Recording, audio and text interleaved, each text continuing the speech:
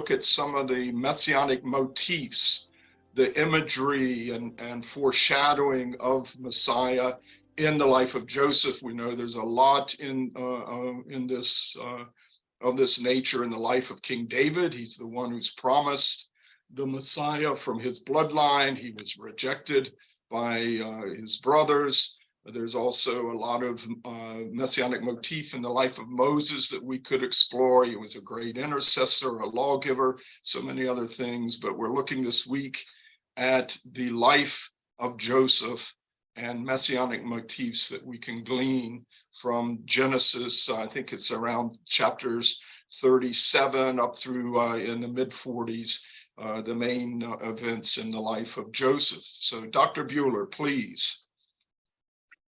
Yes, thank you so much, David. Can you all hear me? Do I come over all clear? Yes. It's a joy to start the new year with a very special webinar. We have been, like David shared with you, we have been going through the life of Abraham through a number of the weekly Torah readings and book of Genesis. It starts in the chapter 36 and it concludes all the end in chapter 50 in the book of Genesis. And it is, like you said, it's not only, I believe, a motif, but in my eyes, it's one of the most powerful, maybe the most powerful description of the ministry of Yeshua as he accomplished it until today. Of course, there will come a future fulfillment in the ministry of Yeshua, his royal reign, which we have to look much more to King David for that. But if we look at the past history of what Yeshua accomplished while he was here on earth and also over this last 2,000 years, the person of Joseph is the person to look at. And I want to start right in the beginning of these passages, and we find this in chapter 37 in the book of Genesis. And it starts like that. And Jacob lived in the land of his fathers. This is Genesis chapter 37, verse 1. Jacob lived in the land of his fathers, sojourning in the land of Canaan. And now verse 2. Now these are the generations of Jacob. And what you would expect now, if you go through previous passages like that, you might expect, well, these are very similar, that if you go in the very beginning of the book of Genesis, in Genesis chapter 6, you have a very similar situation. Actually, this Genesis chapter 6, where it says in verse 9, now these are the generations of Noah. Genesis 6, verse 9. And what follows now is not at all a list of genealogies and birth names of Noah. But what follows now is the story of Noah, how God speaks to him, how he's building his ark. And this Hebrew word that is used, these are the generations of Noah. It's the Hebrew word toldot Noah or toldot Yaakov. And this actually means much more than just the generations or a genealogy. You can say this is the legacy of Jacob, or this is the legacy of Noah. That's their impact of their life into human history. And that's how it starts now. This is the generations of the Toldot, Yaakov, and it starts with two chapters that are following. Number one, a chapter that comes and introduces the person of Joseph. He was at that time the youngest son of Jacob, or I think he might have had already his youngest brother Benjamin alive. And then if you go to the very next chapter, Genesis chapter 38, you come to a very strange passage, and this is the story of Judah and Tamar. And in a way, it says this is the legacy of Jacob, and he says there are actually two tribes that are peeking out in the legacy of Jacob, and this is number one, the tribe of Joseph, and number two, it's the tribe of Judah. And if you look in rabbinical literature, in the Talmud and the tractate Sanhedrin, you will find that there is a discussion between rabbis, and they are referring to a dual concept of Messiah. They say there is number one, a Messiah ben David, this Messiah, the son of David. That's what we all are familiar with, because you have him introduced in many passages in the Gospels where the people call him Baruch haba ben David, son of David. They give him this messianic greeting. But then the rabbis say there is another type of Messiah, and this is Mashiach ben Yosef, Messiah, the son of Joseph. And if you read this in the Tractate of Sanhedrin, this actually starts a dialogue. That's how the Talmud reports him. Another rabbi then asks, so who is this Mashiach ben Yosef? And then he says, it's the Mashiach who will be killed by his brothers and will redeem through that his brethren. And it's quite amazing that this concept is actually hidden even right there in the Talmud, that there is another model, another concept, another motive, you can say, of Messiah that actually speaks about a suffering Messiah that is being pierced, that is being killed. And like Joseph, if you know the story very well, I believe you all know that he was betrayed by his brothers, he was sold by his brothers. They actually wanted to kill him in the beginning, but the end product was not only the redemption of Israel, but the redemption of the whole world. So these two chapters, chapter 37 and chapter 38, they are introducing those two messianic lines. There's the house of Joseph, Mashiach ben Yosef, and then it continues with the house of Judah, which is the story of Judah and Tamar. And it's before we go to Joseph, let me miss Tamar. She brings forth a child, and it's actually twins that are in her womb, and one of them breaks through with his hand through the womb, and the midwife puts a red scarlet tape around. Excuse me, I have to in that. And the midwife puts a red scarlet line. I think it's around the foot of the child. He withdraws his limb, and then another son comes out. But he drew back his hand. It says here in Genesis chapter 38, verse 29. He drew back his hand.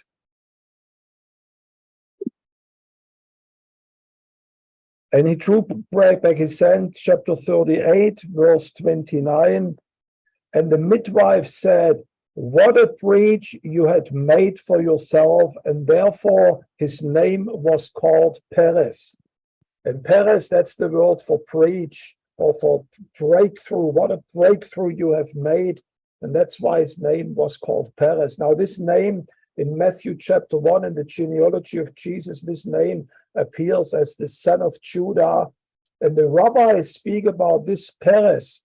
He says, this speaks, well, who is this Perez and what does Perez speak about? So the rabbi give an explanation. They are quoting Micah chapter 2, verse 13. Micah chapter 2, verse 13. Let us quickly go to that. Micah chapter 2, verse 13. And he who opens the breach goes up before them. They break through and pass through the gate, going out by it, and the king passes on before them, the Lord at their head. And the rabbis say, who is this, the one who breaks through, who has the name Perez? And the rabbis say, this is nobody else. This breakthrough man is the Messiah himself. So it's quite interesting. In chapter 37, chapter 38, you have two messianic concepts introduced. One is the Messiah, which is coming after the lineage of Judah, and the other one is the Messiah type that is present in the person of Joseph. Now, I'm not sure, David, if you want to add a few words to that, the story of Tamar and Judah, of course, that's quite a complicated story. You are muted, David. Yes, it's quite a complex little tale in one chapter, and it's strange that you start talking about Joseph and the next following chapters are all about Joseph, and yet you get inserted this story of Judah. If you just take this one chapter about the lineage of Judah and you go over to the book of Ruth, and playing sort of the same roles could play out the story of Esther in the same way, especially in the sense that there was a closer kinsman redeemer who didn't want to mess up their inheritance, and someone else stepped in here. And this is all twice now, something like this, and the notion of kinsman redeemer happens twice in the lineage of David, who was bore the promise of the Messiah through him. So I'll just say that, and it's an interesting thing. And Joseph running from Potiphar's wife proves more morally superior to Judah when you compare the two chapters. Yeah, no, absolutely. And let me just make a few comments on chapter 37. We are introduced here to the young Joseph. Chapter 37, verse 2, we read Joseph was 17 years old, so he was quite a young chap. And we read here now in verse 3, chapter 37, verse 3, we read here now, Israel loved Joseph more than any other of his sons. So in a way, Joseph was the beloved son. I know you remember the verse that God himself spoke when Jesus came out of the baptism of River Jordan. There was this voice coming from heaven and said, "This is my beloved son." And he gave him a robe of many colors. There could be much said about that. But then it says also in verse 4, but all his brothers hated him. And in many ways, this is true for the life of Yeshua, that like John chapter 1, it starts, he came into his own, but his own did not receive him. On the contrary, they hated him even unto death, and they wanted to kill him. And then Joseph has this amazing two dreams. It's the first time where he's confronted with two very similar dreams, and in a way they speak about the same principle. In the first dream we see this 12 sheaves that are bowing to his sheaf, 12 including his own sheaf, and then 11 sheaves are bowing to him. He was telling this dream to his brothers, which probably was in a way very wise to tell this dream the brothers, because they got furious. They said, "What, you want us to bow down for your sheep?" And then he had another dream, which is quite significant. It says here in verse 9, chapter 37 again, and then he dreamed another dream, and he told it to his brothers, and he said, "Behold, I have dreamed another dream. Behold, the sun, the moon, and 11 stars were bowing down to me." The sun, the moon, and 11 stars were bowing down to me. Now, there's only one passage in the Bible where a similar symbolism is being used. Just 1 second, let me.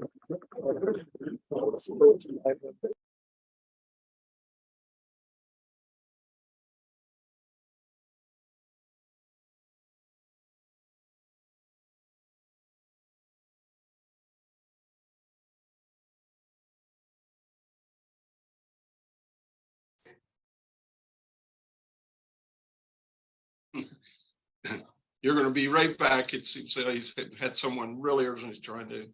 Yeah, no, I've got phone calls from the same person, so I just told him I'm busy.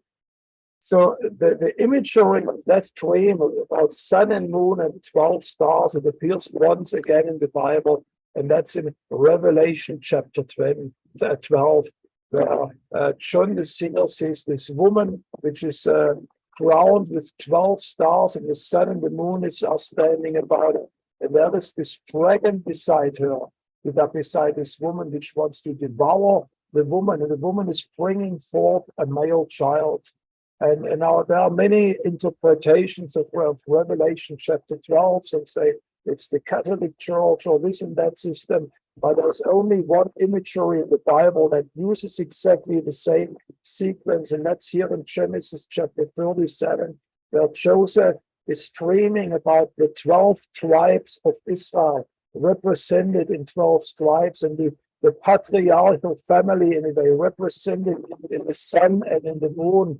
And And what we see here in the book of Revelation is Israel that brings forth the world Redeemer, and as the devil, this old ancient snake, tries to destroy him. So it's a very powerful symbolism that he sees here. He shares this dream to his brothers. They again get jealous about him. And then it's quite interesting. They say later on, I encourage you all to read those passages at home.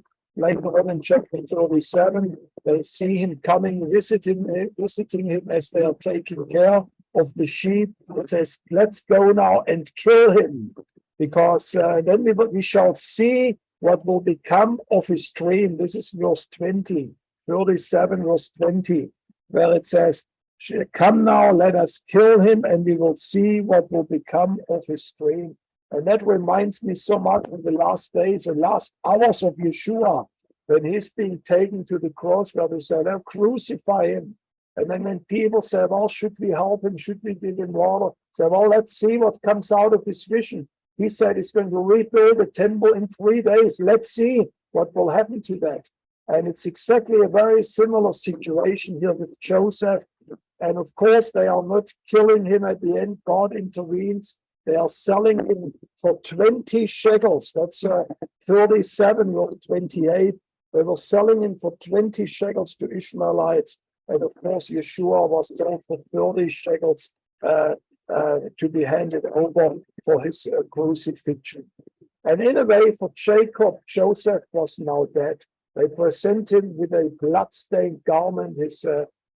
I don't want to read a passage from that, but Joseph goes through a very dramatic, you can say, career. He becomes a prisoner first of all, a slave in the house of Potiphar, and then through some very sad circumstances where the wife of Potiphar accuses him of some false doing which he never did. Says this man tried to deceive him and to sexually harass her, but he never did that. And then he was sent because of that, not guilty at all, even to a worse situation from being a slave into the lowest part of the prison of Egypt.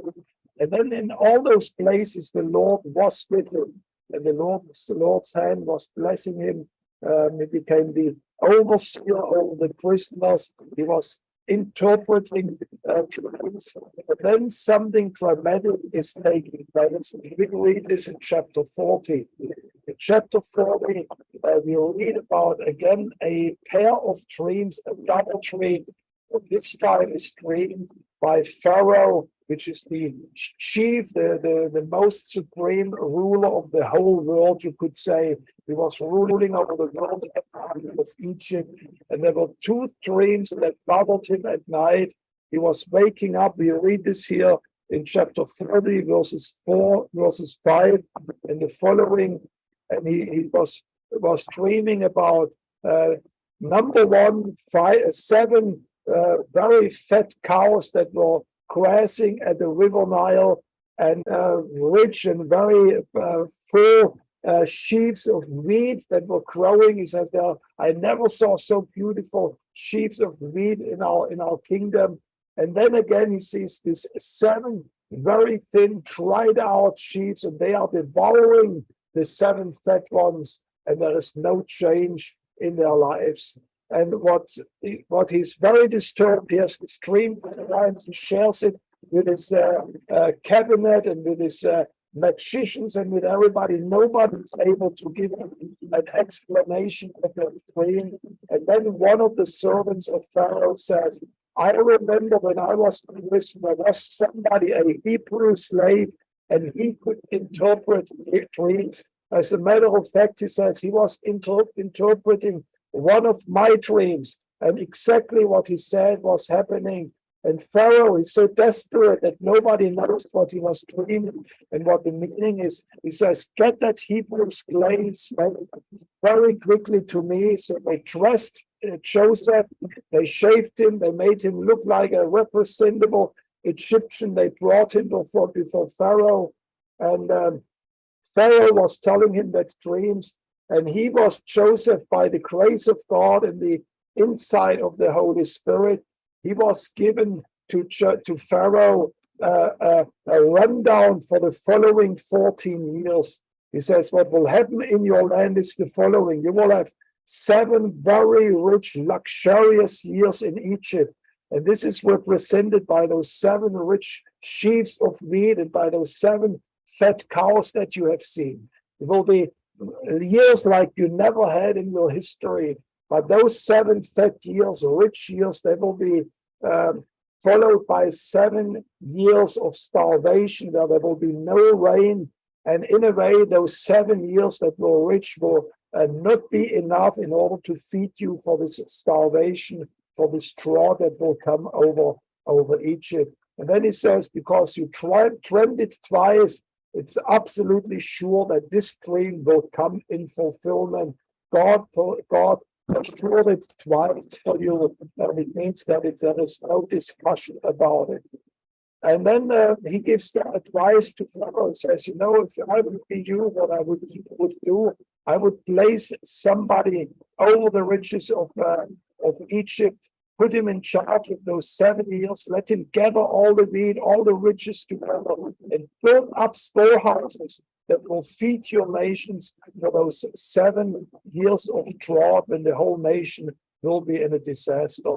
And the Bible tells us in chapter 41, verse 37, Genesis chapter 41, verse 37, this proposal pleased Pharaoh and all his servants. They all realized, somebody now has an understanding what our master was dreaming. And Pharaoh said to his servant, can we find a man like him what the Spirit of God is? And Pharaoh said to Joseph, since God showed you what is going to happen and he gave you wise counsel, now listen to that. He says, you shall be over my house and all my people. My people shall order themselves according to your command. That means he puts the whole nation under the command of Joseph. Only in regards to the throne, I will be greater than you. And Pharaoh said to Joseph, see, I have given you over all the land of Egypt. And he took his signet ring from his hand and put it on Joseph's hand. And then he gave him his chariot. And he says he made him ride on his 2nd chariot in the kingdom. And they called out before him, bow the knee that was set before him, that he set him before all the land of Egypt. Moreover, Pharaoh said to Joseph, I am Pharaoh, and without your consent, no one shall lift up a hand or a foot in all the land of Egypt. And this is one of the most powerful imageries of Yeshua. After he was sold for 30 shekels, for 30 pieces of silver, and he went through the cross, and he went through 3 days being in the grave and resurrected. The Bible, he was seated at the right hand of the Father. And Jesus says, all authority is given unto me in heaven and on earth. That means like within the life of life of Joseph, not a finger here on this earth is to be moved without the consent of Jesus. And Ephesians chapter 1 speaks about that. He set him on the right hand of the Father over all authority, over all power, over everything that is being named here in this world. That's where Yeshua is, like Joseph was sitting in front of the people of Egypt. Later on, Joseph even says to his father Jacob, Jacob, Daddy, please come with me, because Pharaoh made me like a god in Egypt. It means people had to bow down before him, they worshipped before him, and they recognized there was only one man that at the end would give them food. And then, of course, we know the story. They had those 7 years of plenty, the 7 years of very generous harvests, where Joseph was building out storehouses all across Egypt.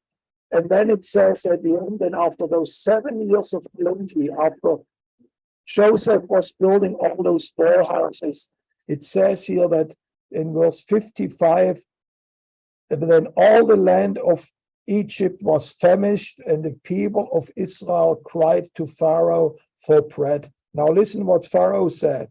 Pharaoh said to all the Egyptians, go to Joseph and do what he tells you. And that's quite amazing. And this is exactly the authority that Yeshua said his Father gave him.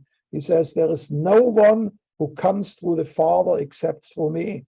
The Pharaoh himself says, you go to him. He's the one who tells you what to do.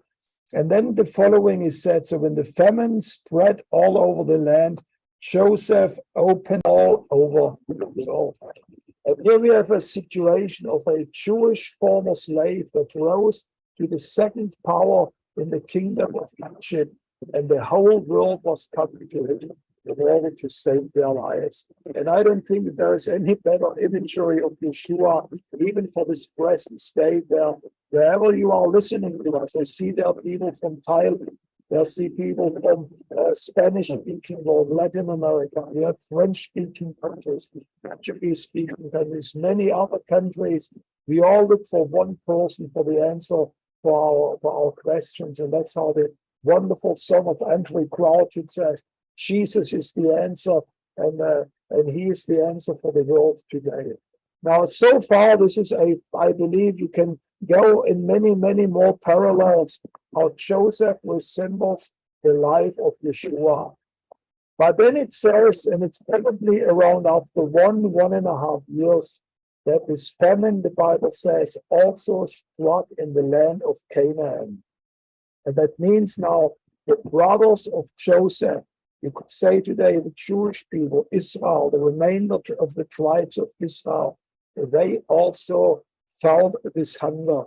And we read here in chapter 42, he says, behold, I have heard, that's Jacob speaking, I have heard that there is grain for sale in Egypt. Go now and buy grain for us, that we may live and not die. And he sends 10 of his sons. He keeps Benjamin back home. He's the youngest brother of Joseph.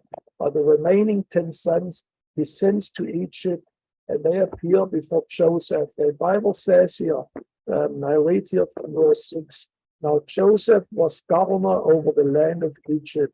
This is chapter 42, verse 6. Genesis chapter 42, verse 6. Joseph was governor over Egypt, and he was the one who sold all the people of the land. He sold to all the people of the land. And Joseph's brother came and bowed himself before him, and their faces to the ground. And Joseph saw his brother, recognized them, but he treated them like strangers and spoke roughly to them. And it says later on in verse 8, and Joseph recognized his brother, but they did not recognize him. And then later on, it says here actually in chapter 22 and 23, that Joseph didn't speak to them in their own language, but he spoke through an interpreter to them. Verse 23, they did not know, that's the brother of Joseph, they did not know that Joseph understood them, so there was an interpreter between them. Now I want you to take the following imagery here. This is chapter 32, verse 23, 22. Yes, thank you so much for putting that up. They now arrive in Egypt, and the person that they are encountering is their very own brother. But they fail to recognize that this is actually their own brother. And for me, this is one of the most powerful imagery of the church today and the people of Israel. And that's so true when the people of Israel today look at the church, it looks absolutely Gentile to them. They have many people reject Christianity because there are so many traditions in Christianity that are so purely Gentile, have nothing to do with Judaism. They wonder, why do they build up a Christmas tree? Why don't they celebrate Sabbath but Sunday? Why are they behaving like they are behaving? This has nothing to do with us. And like Joseph, the church appears very strange, very foreign, like another religion to them. That many rabbis even say it's idolatry to be a Christian. You stop being Jewish if you are part of that religion. And it's very similar to that. They would not recognize him for good reasons. Why he would be his brother. Now, again, there is a very long story now. I don't want to go into all the details, but they purchase now grain for them. they leave back to Israel, to their father Jacob. They thought maybe this is just a short drought, but after 1 year, there was still no food in Canaan. The drought was going on for more years, and there was also drought in Canaan. And after the food that they brought back from Egypt, that they purchased from Joseph, was finished, Jacob sends them back again.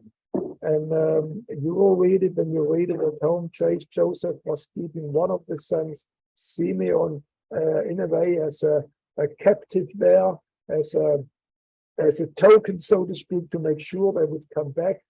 And he says, you will get him only back, and you can come back to me only when you bring me your youngest brother, Benjamin. And then when Jacob tells his brothers, he says, please go and buy food for me in Egypt. They say, no, we cannot do it unless we take Benjamin with us. Now, there's a long argument between Jacob and the 12 brothers, his 10 sons, that he tells them, I'm not willing to give you Benjamin. Europe already have one son, so there must have been maybe a suspicion what was happening to this one son, Joseph, and I'm not going to entrust you again, another son of Rachel, my beloved wife. And after going back and forth, he releases them with a very heavy heart. They return back to Pharaoh, to Joseph, and they bring their youngest son with them. And it says here that it's quite interesting, and this is a main point that I want to take home, from you, is that when Joseph encountered his 10 brothers, it's very hard for us to understand for us what the emotional roller coaster might have been that Joseph was going through. He sees now after decades those brothers again that sold him as a slave to Egypt. And for many of us, this would have been maybe time of revenge or whatever. But the Bible says now, in the following chapters, 7 times in these following chapters, Joseph started to cry. You read this the first time they come to him, they did not know that he understood them, or there was an interpreter. And then it says here in chapter 42, 27, 24, 42, 24, and then Joseph turned away from them and wept. That's the first time it was crying. Now they returned back from Egypt, and they return back from Canaan, and they bring now Benjamin back with them. And it says here in chapter 43, verse 30, then Joseph hurried out. He was running out of the room, for his compassion grew warm for his brothers, and he saw the place that he wept, and then he entered his chamber and wept there. And he says he washed himself, controlled himself, went back to his brothers. And then if we go further on in chapter 45, verse 2, it says there, this is when he revealed himself for his brothers, he could not control himself anymore before those who stood before him, and he cried, go out from me. So no one stayed with him, and Joseph made himself known to his brothers, and it says again, and he wept aloud, so that the Egyptians even heard it, and the household of Pharaoh heard it. And later on in verse 24, verse 14, chapter 45, verse 14, he falls around the neck of his youngest brother Benjamin, and he kissed all his brothers, and he wept upon them. And then we read later on in 46, he meets his father, he wept. This is the 6th time he's weeping. And then we read one more time in chapter 50, when he has an encounter with his brothers again at the end of his life, he was weeping again. Now, if you take this as an imagery of Yeshua, who became the savior of the whole world comes to him to find salvation. And you will see at the end of the story, he finally makes himself known to his brothers, telling them, I'm actually not an Egyptian. I'm one of yours. I'm your younger brother Joseph, who you sold to Egypt. I became the redeemer of the world, and God sent me in order to become also a redeemer and a blessing for you, for my own people. And when all this was happening, there was an emotional heart cry of Joseph going on. And I believe this reflects the image for Yeshua, that we need to understand that there is a deep, deep love of Yeshua for his people.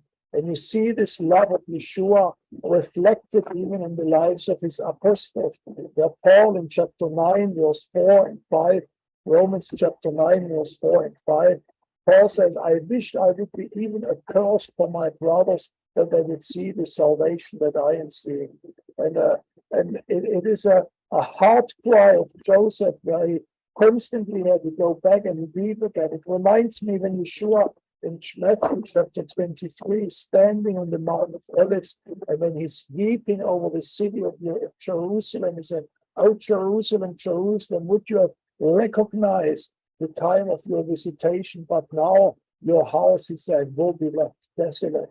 And in a way, I want to challenge you in this seminar also to search your own heart. What is your heart for? A tear for the house of Jacob, like Joseph was weeping even over those who were selling him into slavery, who tried to kill him. The Bible tells us Joseph was weeping around for him. It means there is really a passion, a heart cry for Yeshua, for his own people. And he said, actually, you have sent me, you thought actually wicked for me, but actually God sent me into this diaspora among the Gentiles in order to be also a blessing for you. So there is Joseph crying for his brothers. And there's one more point that I would like to highlight here. We said here in chapter 45, he could not control himself. He started to cry that the whole household of Pharaoh heard it.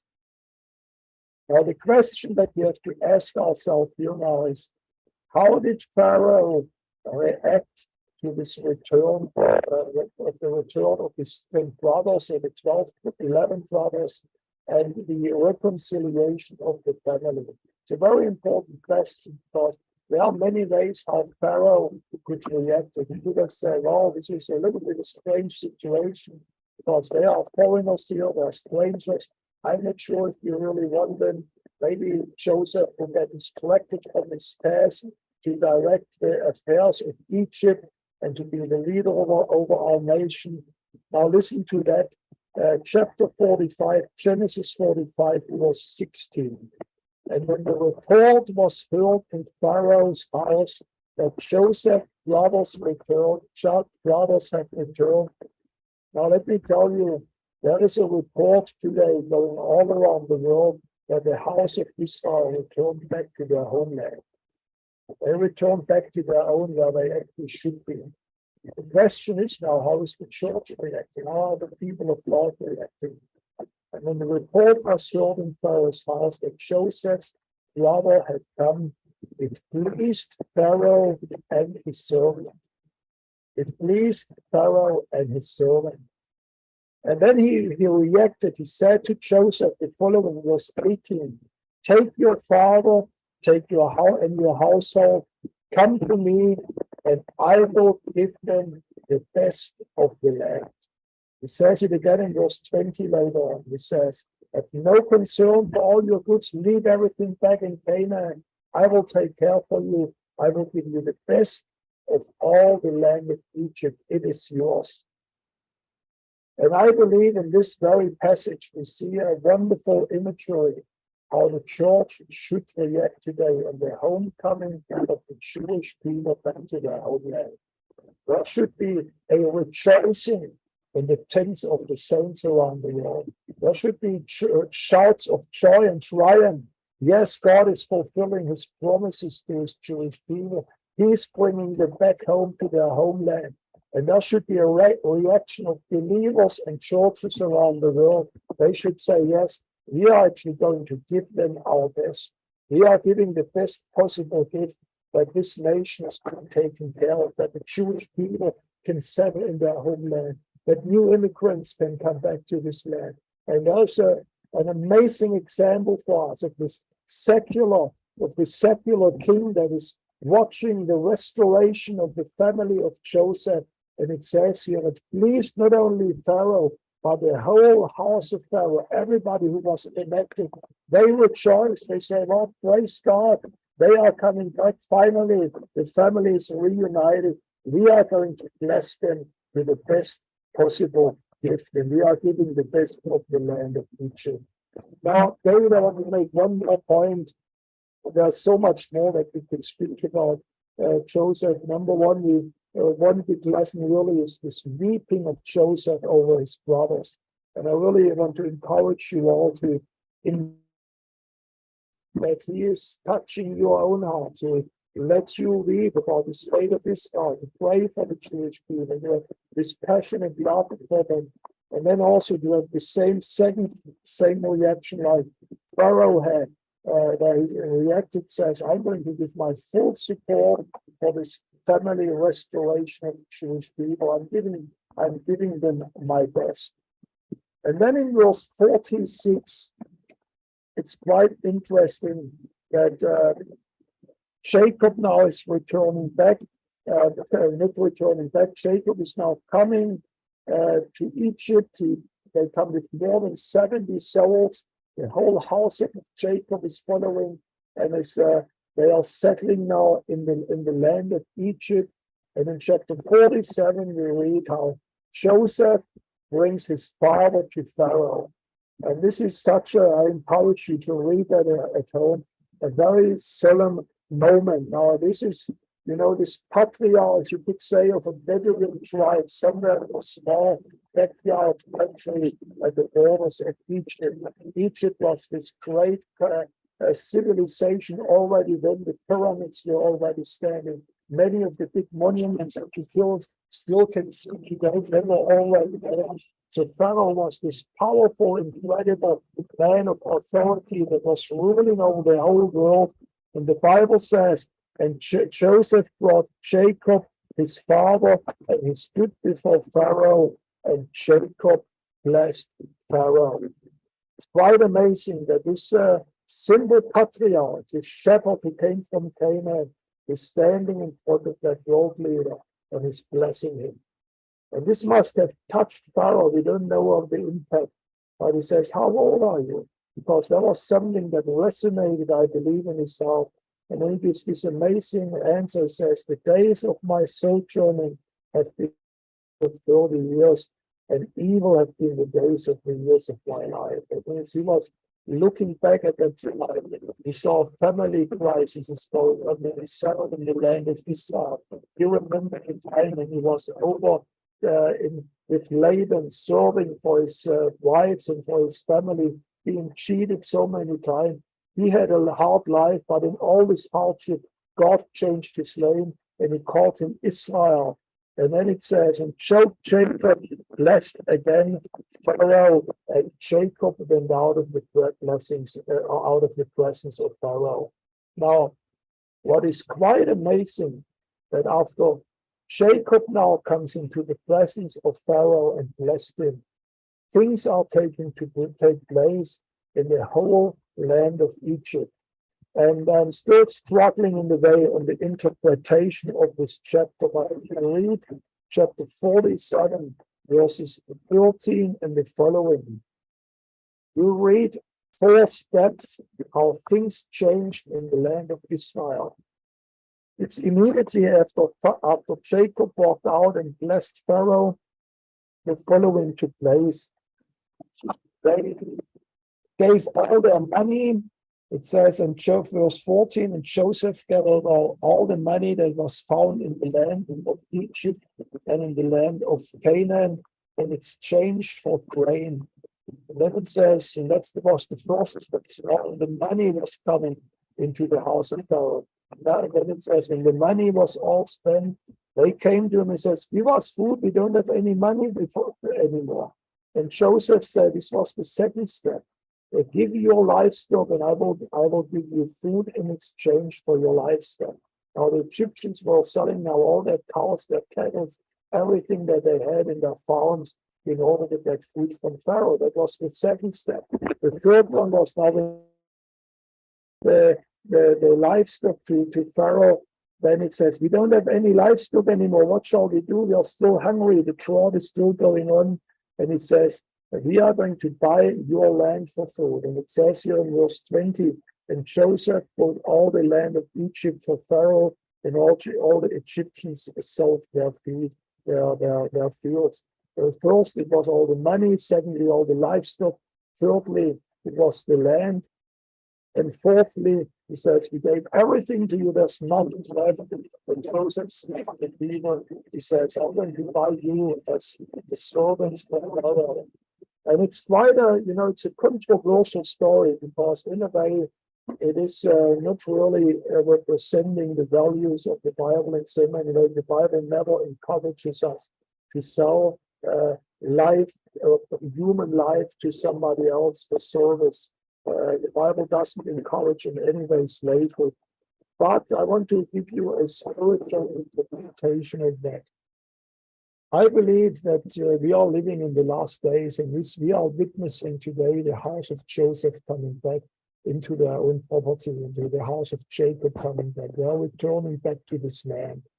And also I believe that we will come to a time, it's quite interesting when how it is being described. I will say one comment about it also. There will come a time like Joseph is revealing him to his brothers, where I believe here in this land, the people will recognize this Jesus who we thought is a Gentile leader.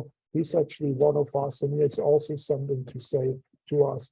There is one interesting thing if we go back to chapter 41. Joseph, it says here in this, could not control himself at 45 verse 1. And then he says to all those who were with him, it says, make everybody go out from me. So no, Joseph made himself known to his brothers. And I believe there is a truth in that. It's that we might be entering into a time where I believe God, Jesus himself is going to deal with this heart. And I don't believe there will be anybody in the room. It's a thing that God will have a very intimate encounter with his family, where he will tell them, he says, it's actually you. And it's quite interesting that what Joseph here said, he says, all the Egyptian slaves, let them all go out of the room. This is now between me and my people. Many people, many Bible teachers here in Israel, they say when Jewish people come to the knowledge of Yeshua, it actually will be something just between Yeshua and the Jewish people. The Lord might exclude from that experience all the Gentiles around the world. And I believe we are entering into that. Now, Paul says something very interesting in Romans 11, verse 12 and 15. It says, if the rejection of Yeshua, if brought already salvation to the world, and you see this in the life of Joseph so powerfully, that the rejection of Joseph and his brother actually led to the salvation of the whole world. They all came to Joseph. Everybody could survive because there was this one man in Egypt. So the selling of this one brother to the Gentiles brought deliverance for the whole nation. Paul says, if the rejection already brings such a great deliverance to mankind, how much more their acceptance will be. Now, there's only one passage in the Bible and one concept in the Bible, actually many passages speak about it, where slavery and selling yourself is something noble and something that is recommended, that is even encouraged and commanded by the Bible. And this is, for example, how Paul writes about his own lives. He says, and that's how he starts all his letters. He says, I, Paul, apostle of Jesus Christ, slave, doulos of God. He says, I actually don't belong to myself anymore. I belong to Yeshua. He owns me. I have no right over my life anymore, but I belong to God. And the outcome of that, when I was reading that passage, that came to my mind was Revelation chapter 11, verse 15. Where at the end of day in heaven you hear this cry, now the kingdoms of this world have become the kingdoms of our God. And Joseph recognized his brother when Jacob blessed Pharaoh basically everything that was to be possessed in Egypt went into this possession of Pharaoh. And the Bible says at the end of the day, this will happen. The kingdoms of this world will become the kingdom of our world. And it's quite interesting, the reaction.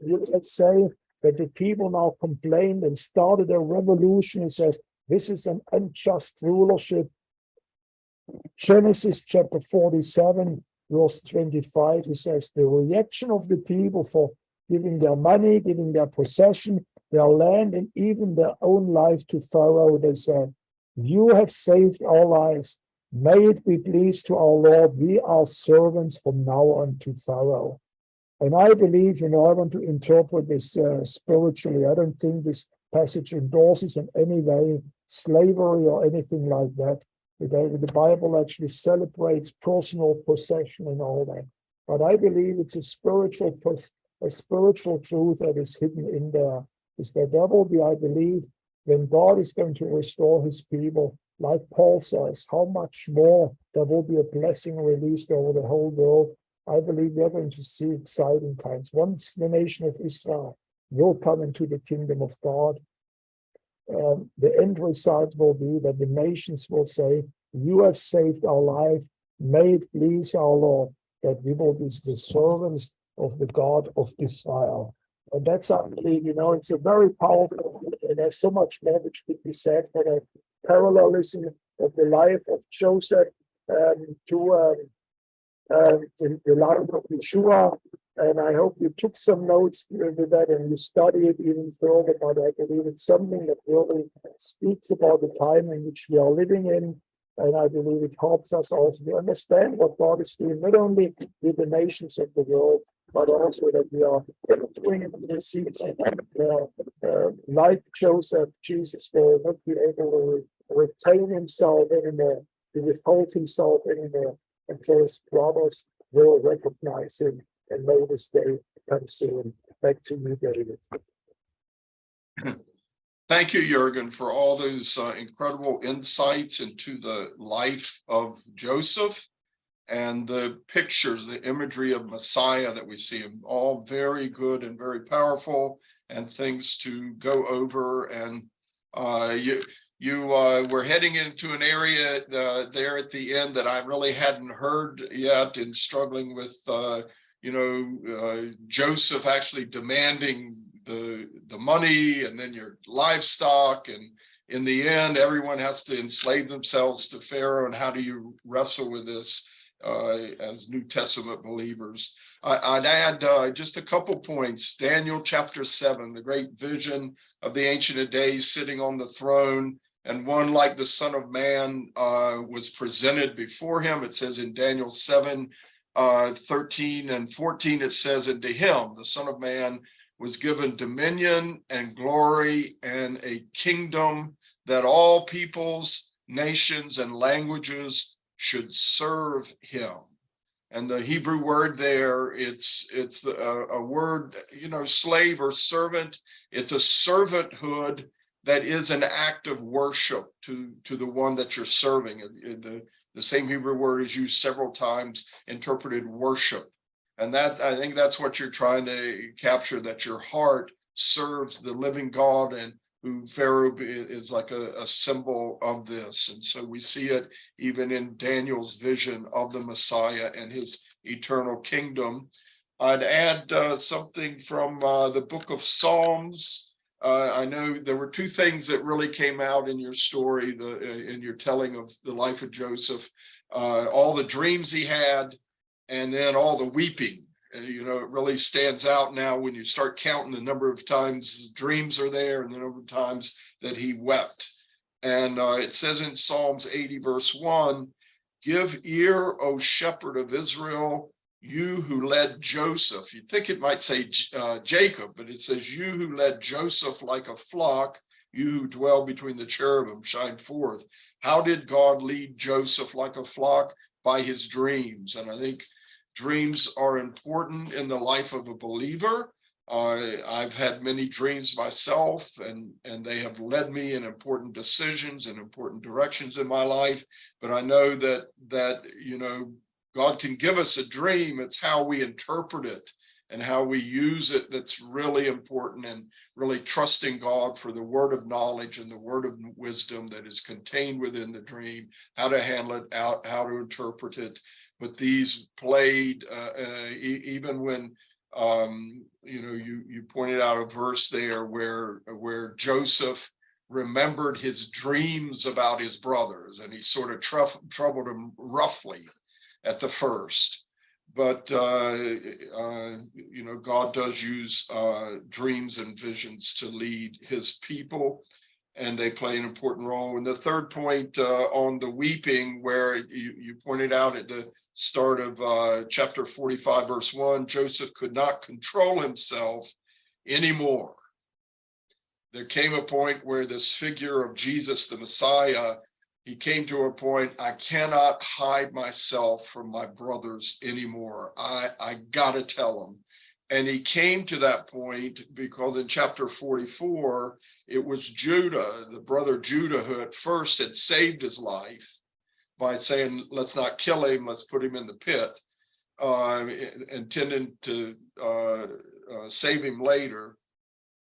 I know Judah said, let's sell him, but it was in the previous chapter 44, there's this picture of Judah leaning on Joseph and almost whispering to him, talking to him on behalf of his father and his brothers. And he says, my father this, my brothers, my younger brother Benjamin.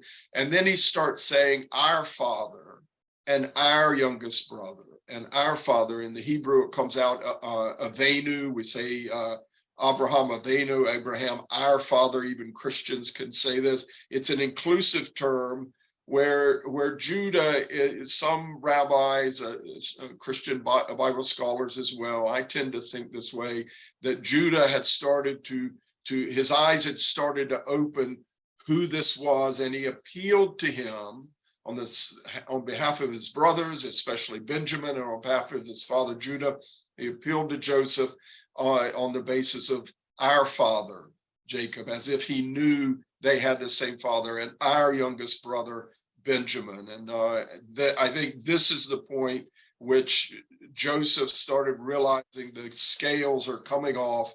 It's time to reveal myself to them. Very powerful. And this is really an important story that is very prophetic for our day as we see the growth of the Messianic body in Israel and around the world. Yeah, absolutely. And you see also in the life of Judah, I think we spoke about that also yesterday, when we talked about this passage. You have on the one side Reuben, who tries to intervene, and he says, well, I give you, when he talked to Jacob, he said, I give you my two brothers, my two sons, as in a way, as a down payment if Benjamin will not come back. And Judah actually says, I'm not going, it's not about his sons, but he says, I do my own life, I put it in on the scale, you can take my life if I don't bring back Benjamin. Yeah. And in a way, that's the spirit of Messiah, where he was willing to give himself. And I think that's also where we see here that the lineage of Judah qualified himself also for a messianic lineage, where later on Jacob says, as well, there will be a scepter, a ruler, a Shiloh, coming out from Judah, and it shall never depart from them. Yeah, it is interesting why the promise of the Messiah came through Judah, and I think that's an important moment where he said to his father, "It's not my sons that I'll offer; I will be a surety that I'll bring Benjamin back to you." He offered his own life to guarantee it, and I think this is just part of the heart of within the Jewish people, that Judah prevailed as the one with the birthright in the end, and not Joseph. But we thank everyone for joining us today. We hope you enjoyed this Bible teaching on our ICEJ weekly webinar. We want to encourage everyone to come back next Thursday, 4 p.m. Israel time. We'll have another weekly webinar. We haven't decided topic and guests yet, but there's a lot of current affairs issues right now. The new Israeli government is adopting certain policies. There's talk of the Saudis joining the Abraham Accords. There's things about the Iran deal that might be resurfacing. A lot of things happening here in the region, and we'll just come up with some good weekly webinars in the weeks ahead as we start back out in 2023. We also have next Wednesday, 4 p.m. Israel time, the global prayer gathering. Please join us for prayer. It's so important, even more important in these days, as Jürgen was talking about the days we're living in. There are ominous things coming in the world. And we also want to remind everyone of our Envision Pastors and Ministry Leaders Conference at the end of this month. If you're a ministry or pastor, a pastor or ministry leader, please join us here in Jerusalem. There's still plenty of space. We're going to be over in the Jerusalem Hills for 4 days. We'll be here in the land, listening to Israeli pastors, Arab and Jewish, Israeli experts on current affairs. We'll go to the Knesset. We're going to go up to Shomron. We're working out to visit Ariel University. We have lots planned for everyone who comes. And if you can't join us in person, then you can go and enjoy the online version. The Envision will be also broadcast on our special streaming platform. So please make sure you decide in person or through the online version of Envision. And we want to thank you again for joining us here on the ICEJ weekly webinar. Shalom from Jerusalem. Shalom, everybody.